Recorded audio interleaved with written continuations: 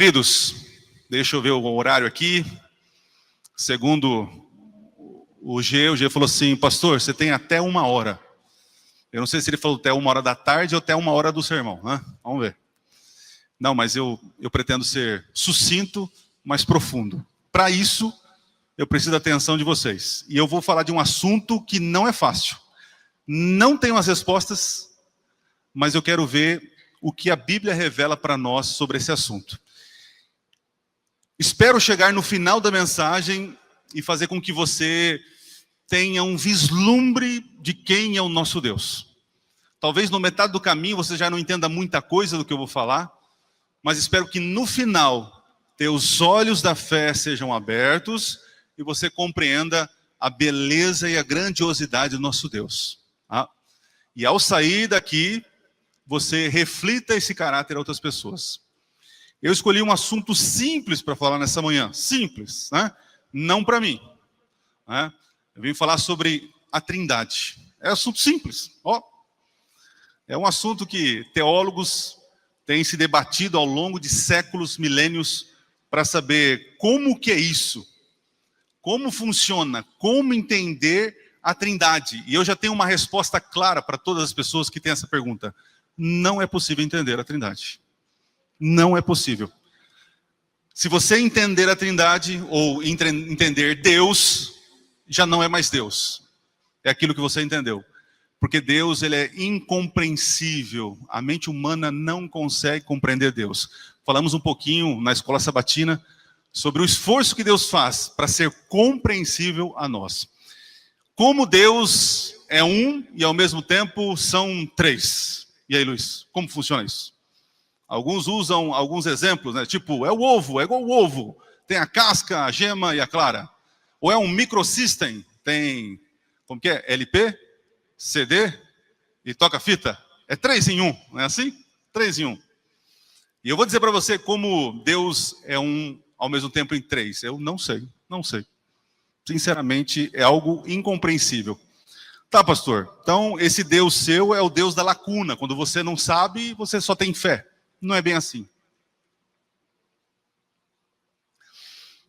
Eu tenho algumas coisas que Deus mostrou e revelou na sua palavra. E é assim que nós vamos fazer. Através das revelações que temos na Bíblia, nós vamos então entender Deus. Tá? Então vamos ver o que a Bíblia fala sobre Trindade. Na verdade, eu já vou até dizer aqui, vou tentar evitar o nome Trindade. Hoje em dia, a palavra Trindade carrega muitos conceitos, né? A palavra melhor seria divindade, tá? Divindade, ok? Então vamos ver o que a Bíblia apresenta. Primeiro texto, abra a tua Bíblia, Deuteronômio, vai lá no Antigo Testamento, é o 4º livro da Bíblia, se não estou enganado, 4º ou 5º, Deuteronômio, capítulo 6. Moisés, ele está junto com o povo, recapitulando toda a lei, tudo aquilo que Deus orientou, porque eles iam atravessar o Rio Jordão, possuir a terra, e antes de Deus tirar a vida de Moisés, Moisés relembra todo as orientações que Deus tinha dado até aquele momento.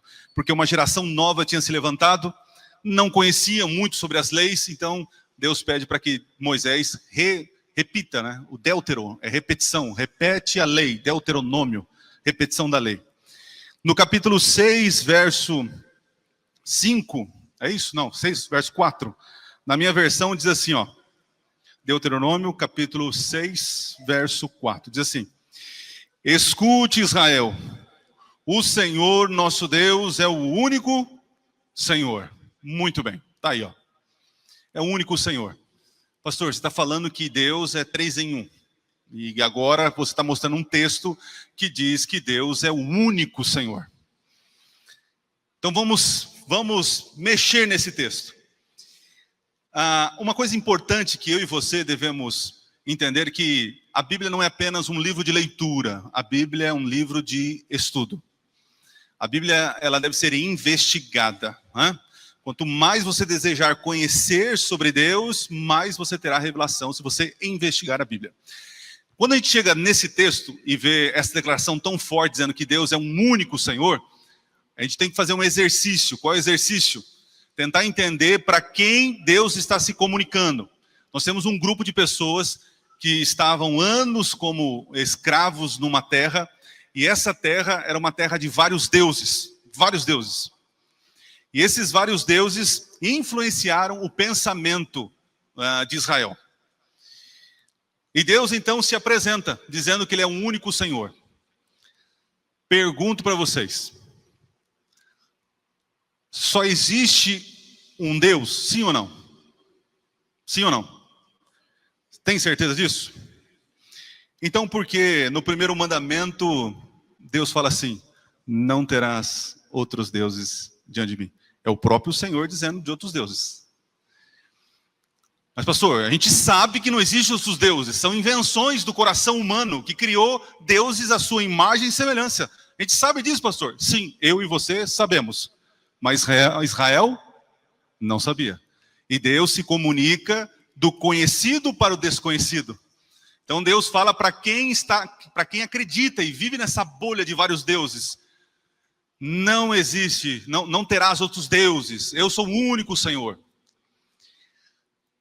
A ideia do monoteísmo é uma coisa até nova nesse momento aqui. Israel, eles tinham um tipo de crença, eles eram enoteístas. O que é isso? Enoteístas são pessoas que acreditam que existem vários deuses, mas por fidelidade eles adoram quantos deuses? Um só. Israel é monoteísta, é enoteísta.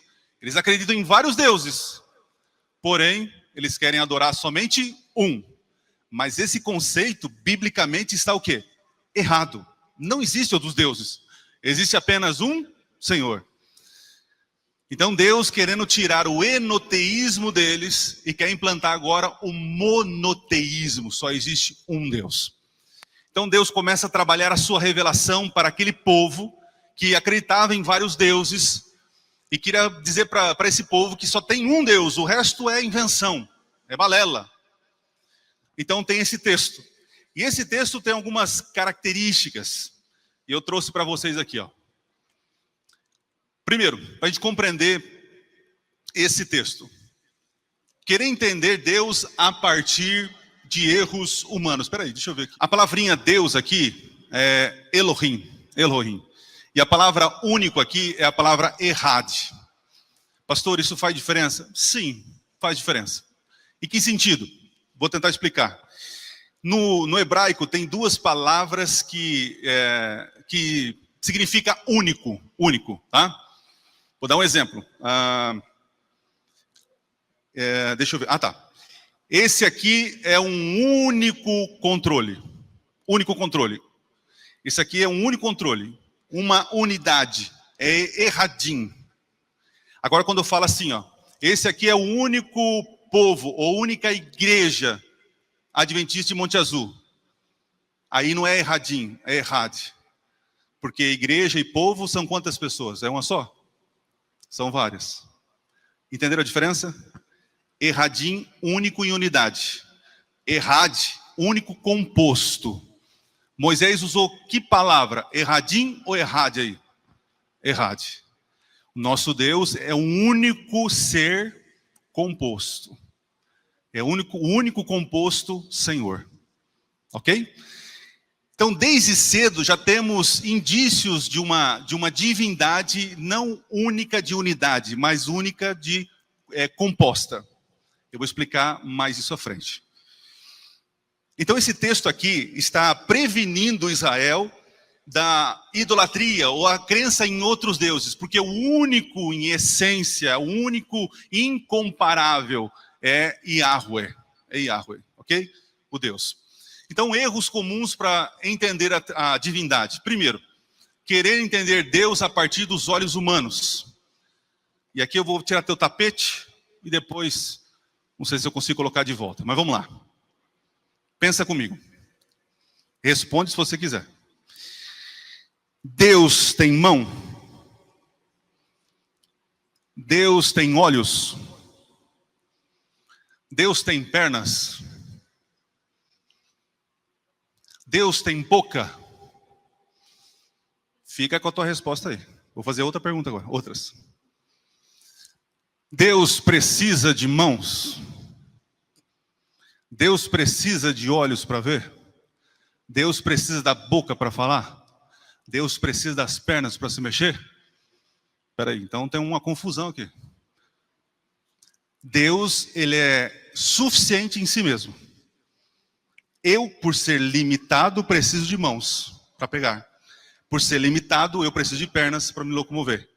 Eu preciso da boca para produzir o som junto com as cordas, enfim. E preciso dos olhos. Deus não precisa disso. Então veja, qual é a nossa tentação?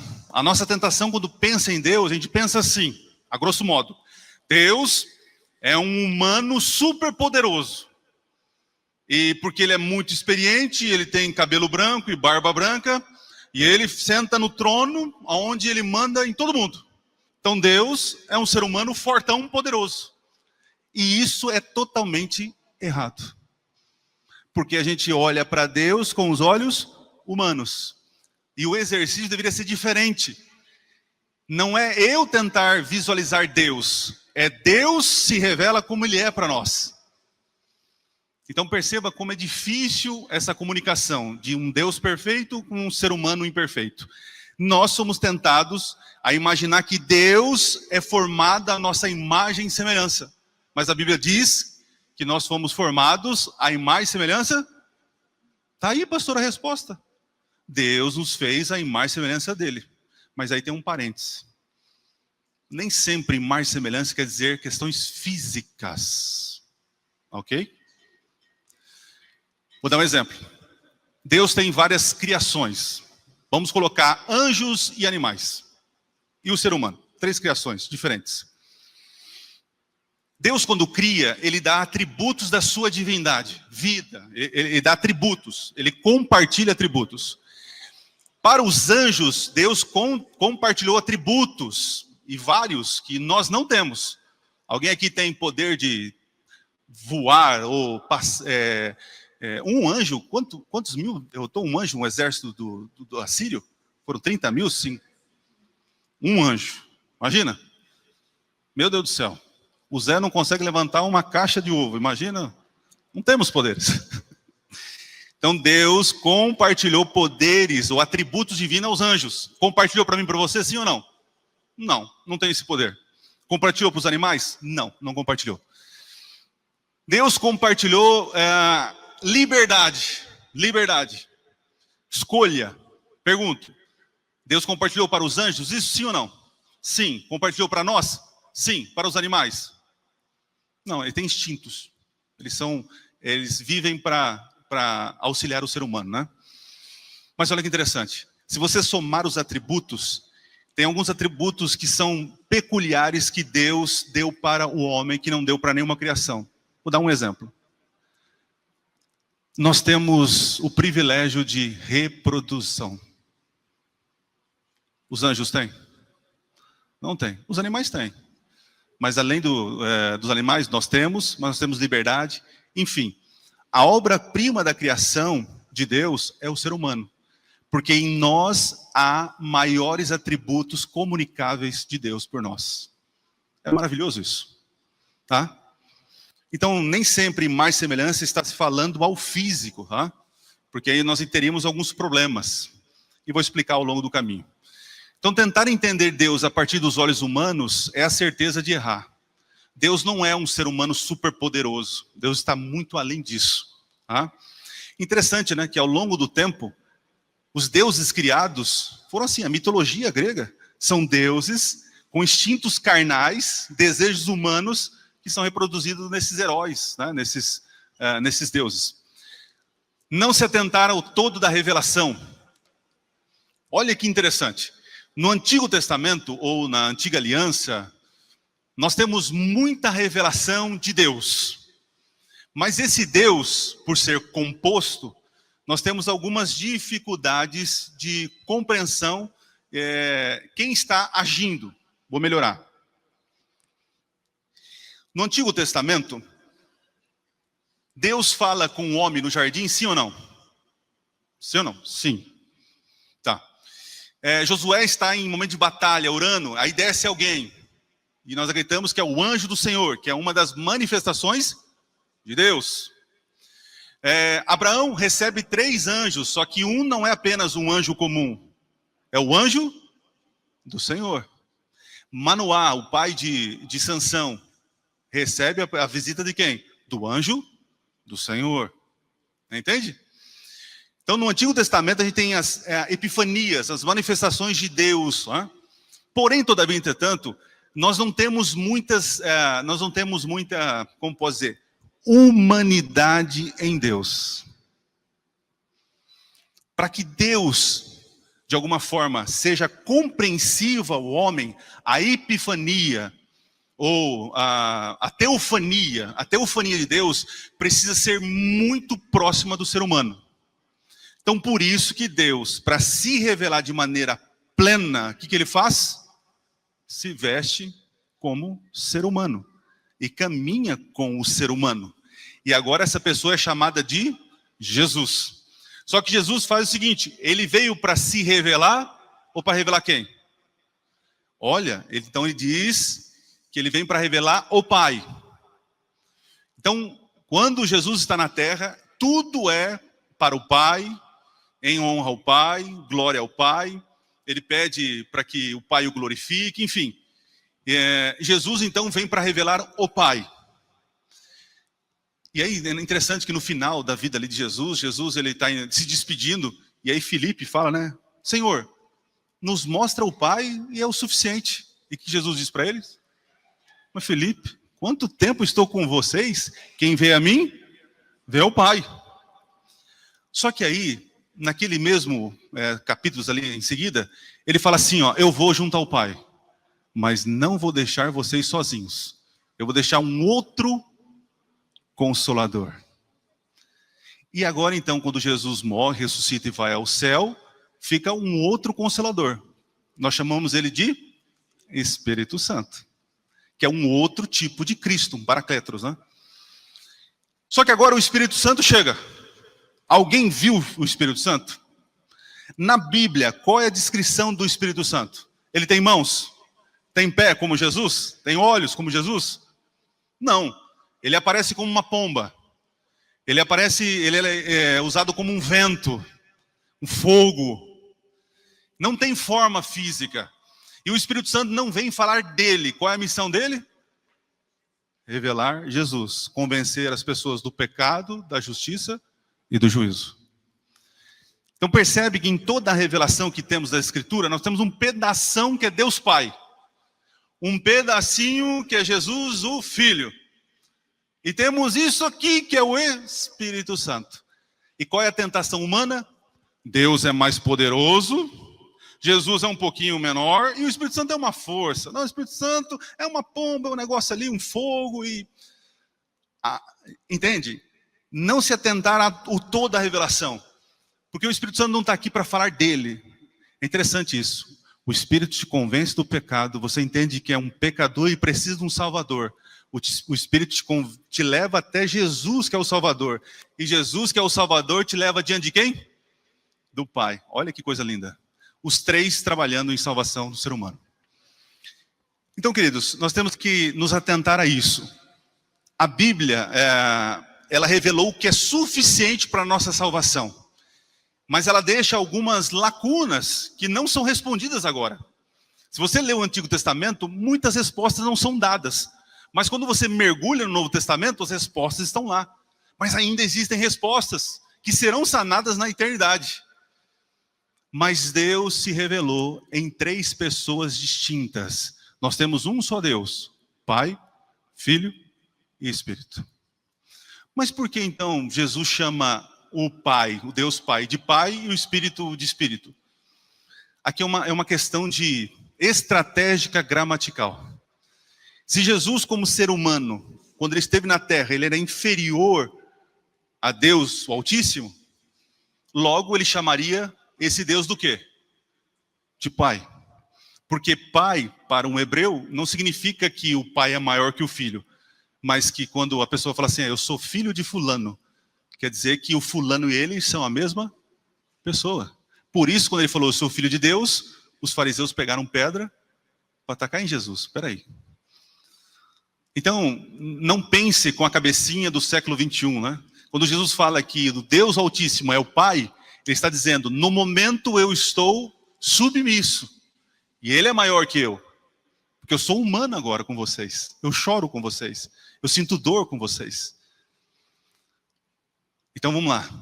Há um erro da nossa parte tentar entender a divindade e não entendendo toda a compreensão ou toda a revelação. Tá? Avancemos. Vai ficar interessante isso. Entender que só conhecemos Deus porque Ele quis se revelar.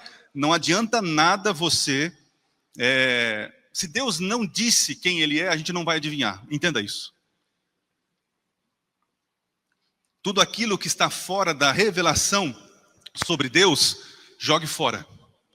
Porque Deus se revelou quem Ele é nas Escrituras.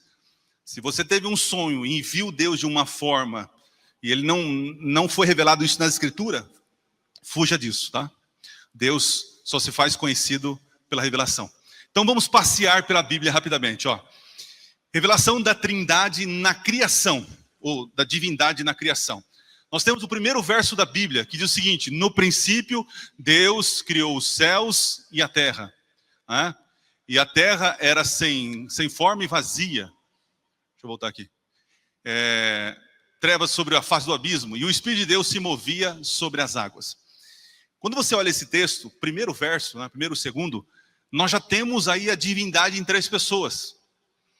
Só que essa compreensão só vai ser possível quando fecha o cânon sagrado, lá em Apocalipse, né? No último livro. Vou dar um exemplo. Na verdade, no último livro não, em João, né? O último livro. Apocalipse não foi o último livro. Ali diz o seguinte, ó, no princípio Deus criou os céus e a terra. Então você pensa assim, ó, tá Deus lá e tá o Espírito aqui. Ok, tem 2 pessoas, mas cadê Jesus? Cadê Jesus? E olha que interessante. Quando a gente vai para... Abra a tua Bíblia em João. Vai lá, o último livro da Bíblia. Escrito, tá? Escrito, não da ordem que nós estamos organizados aí. Vou fazer um exercício rapidinho com vocês. Hoje vocês vão sair com dor de cabeça e com muita fome. Olha que benção, gente. Vamos lá. Estou subindo a montanha. Vou descer com tudo, hein? Acharam? Olha que interessante, eu usei o primeiro livro da Bíblia, Gênesis, e agora o último livro a ser escrito, que é João. Qual é a intenção? A intenção é que a gente precisa entender toda a revelação para tirar uma conclusão. Então, quando eu olho para João capítulo 1, diz o seguinte, ó, no princípio era quem? Então, o verbo é igual a quem? Vão comigo no meu raciocínio, ó. Eu estou em João capítulo 1, verso 1. Diz assim, no princípio era o verbo. Quem era o verbo? Calma. Eu estou no texto. No princípio era o verbo. Então pergunta agora para o texto. Quem era o verbo? Princípio. Princípio. Estão entendendo? Princípio era verbo. Ou seja, princípio igual a verbo. Estão comigo? Esquece, calma, Jesus vai chegar, calma. Calma. Fica no texto. Olha o que João está fazendo comigo e com você. Ele está dizendo o seguinte, ó. 1 mais 1 é 2, ó. No princípio era o verbo. Agora ele vai ampliar. Ele fala assim, o verbo estava com quem? Com Deus. E agora ele vai matar a charada. E o verbo era quem?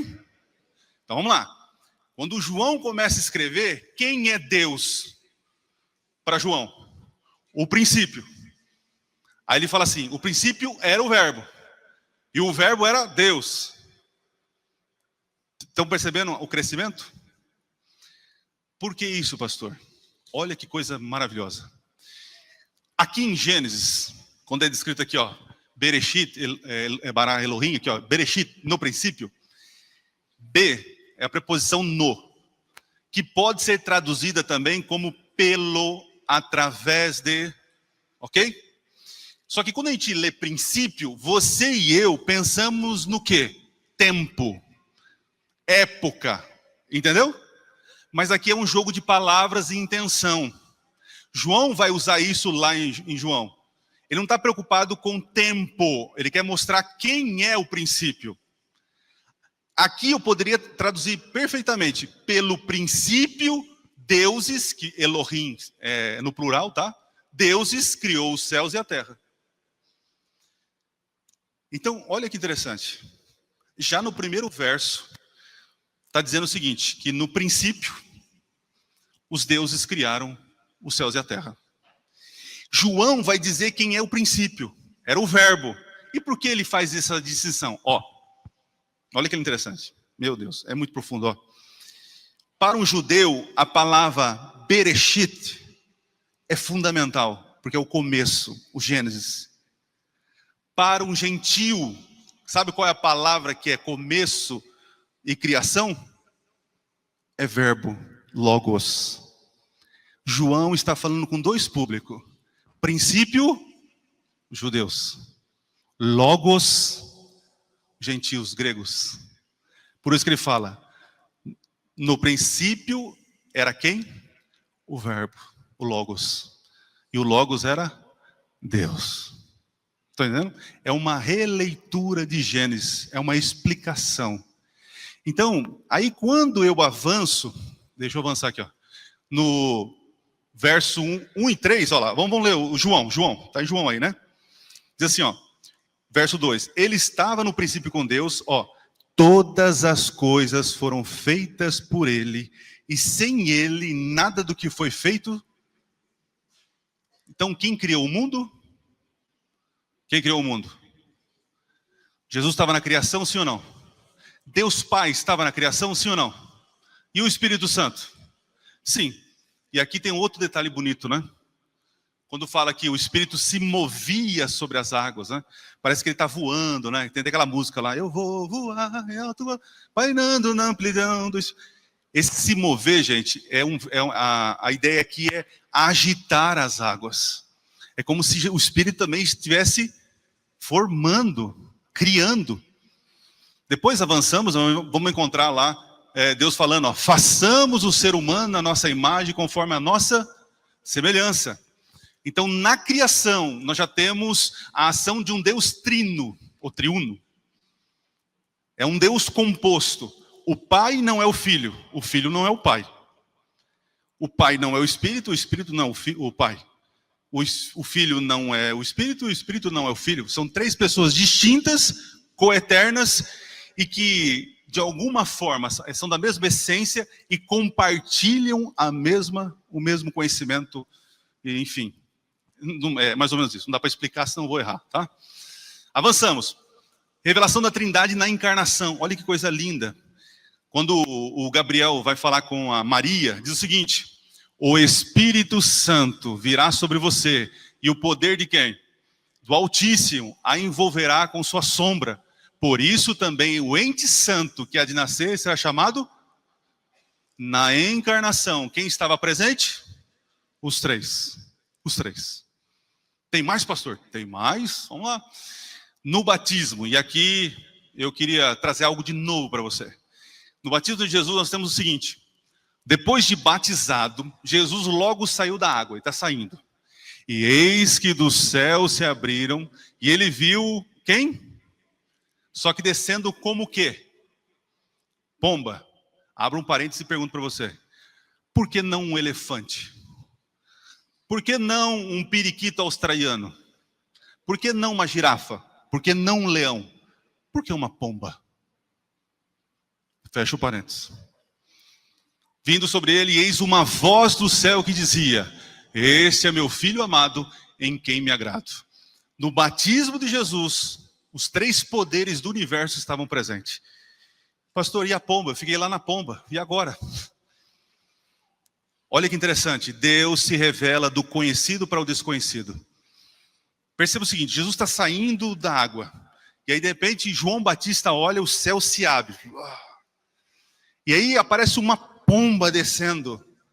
Por que pomba? Alguém assistiu aquele desenho? Pegue o pombo, nananana. Fui longe agora, hein, Dani? Fui longe.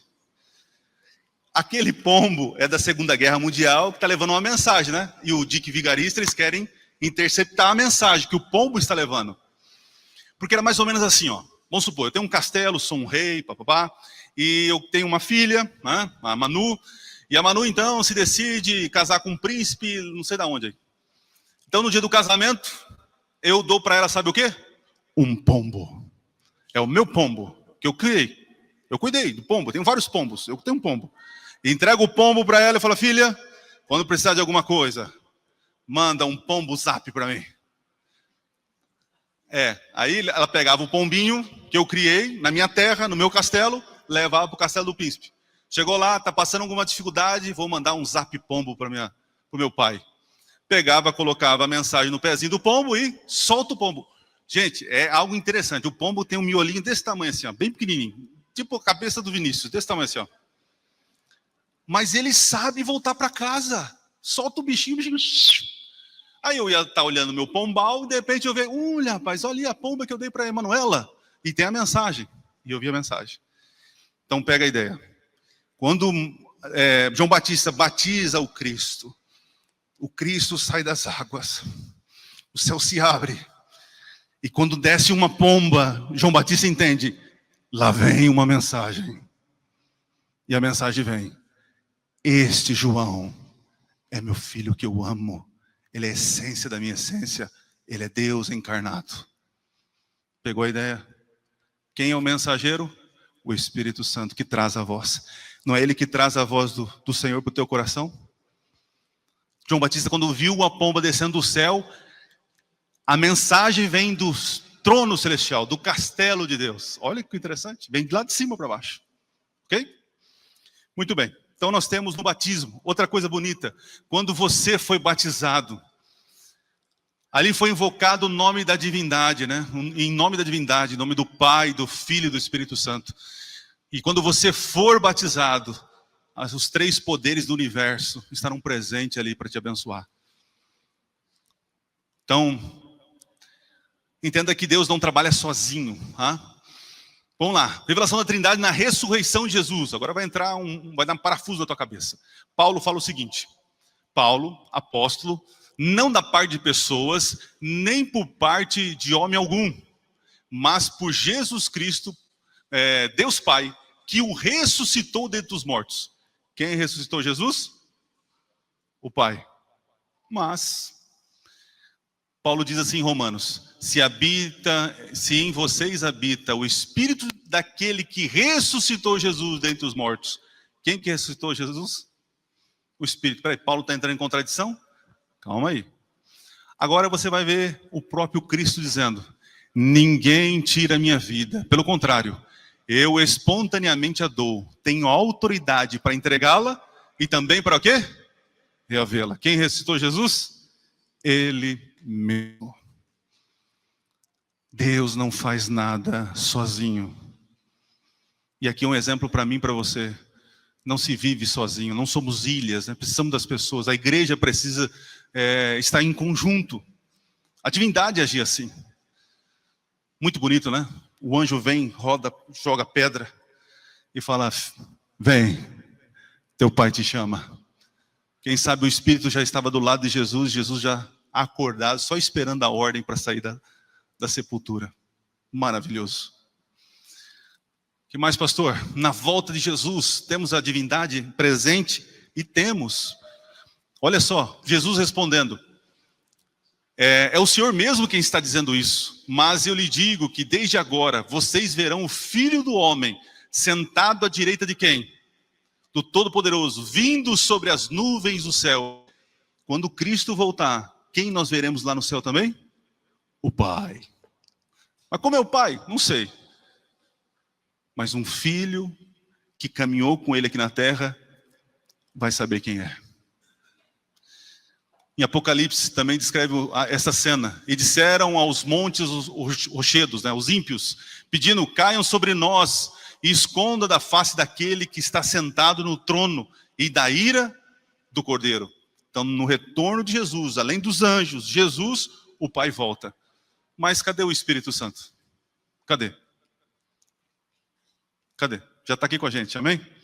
Ele está preparando o retorno da divindade. Maravilhoso. Maravilhoso. Agora eu vou começar a descer a ladeira, tá? Vamos lá? Revelação da Trindade na lei de Deus. Muito bem.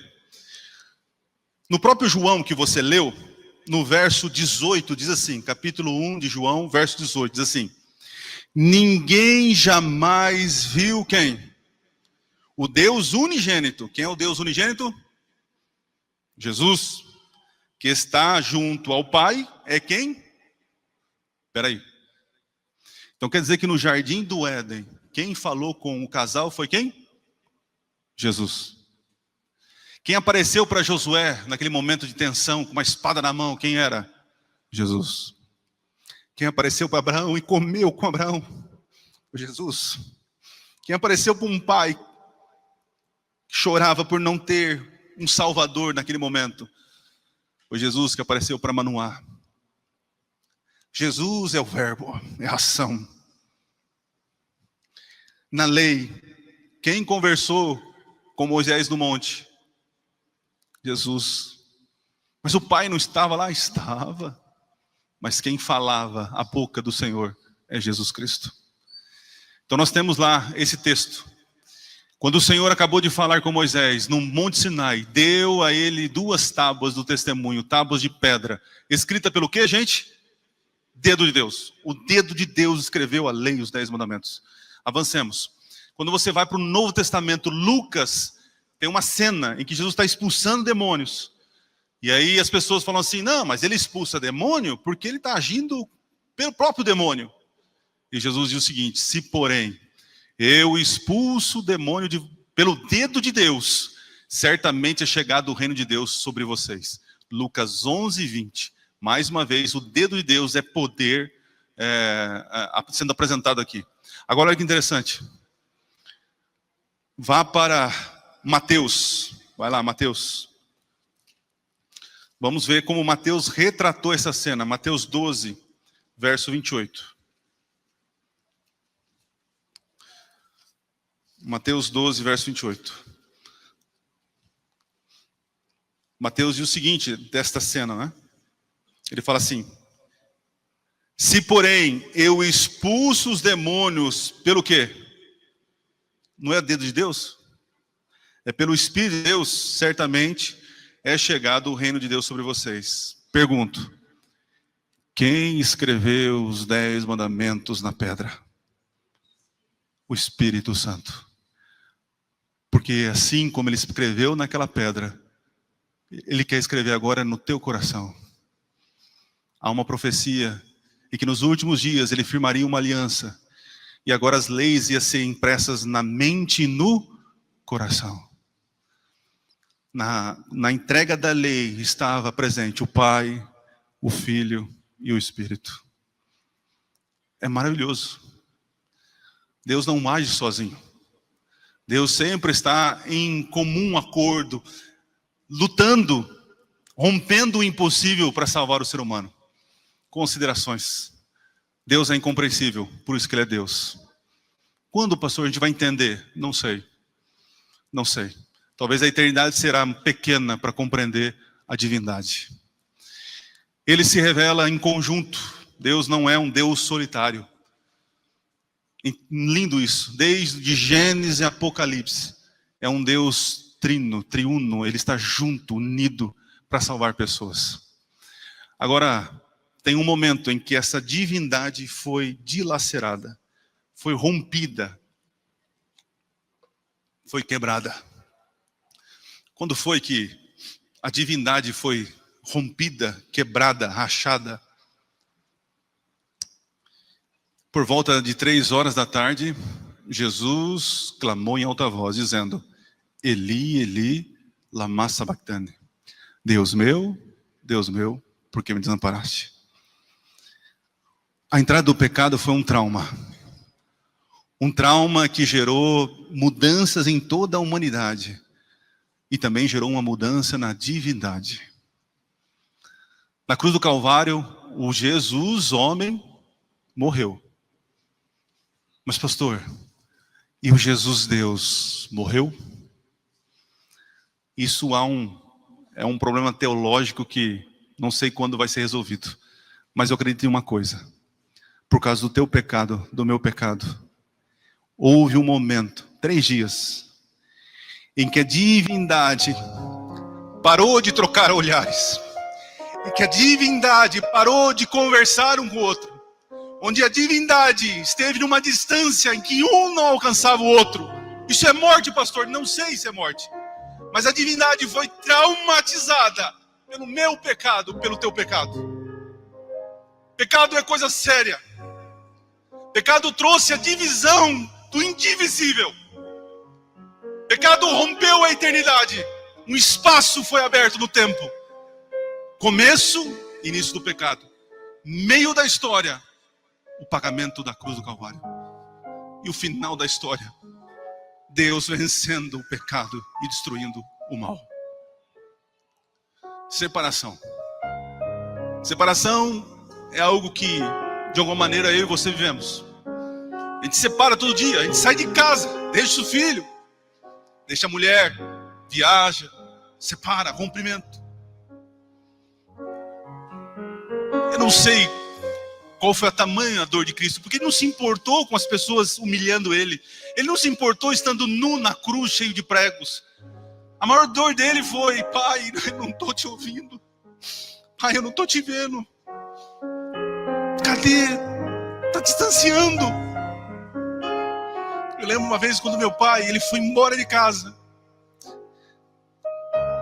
A distância, saudade, é uma dor que o próprio Cristo sentiu.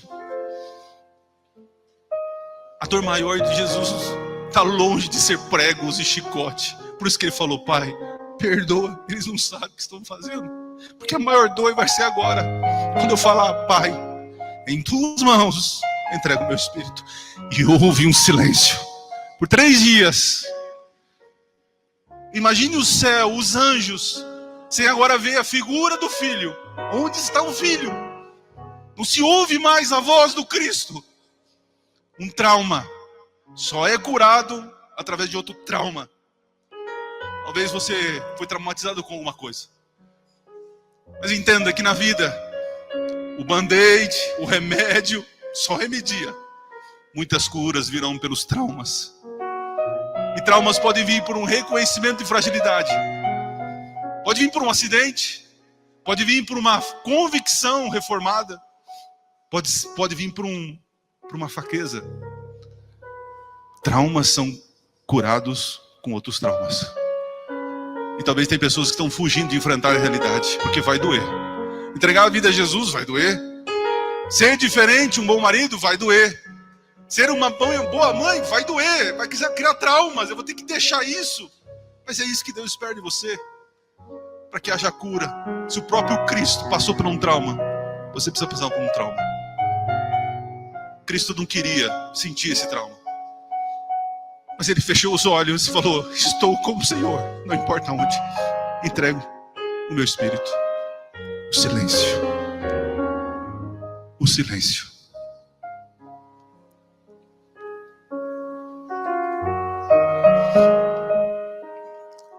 Tanta coisa que eu quero dizer para vocês,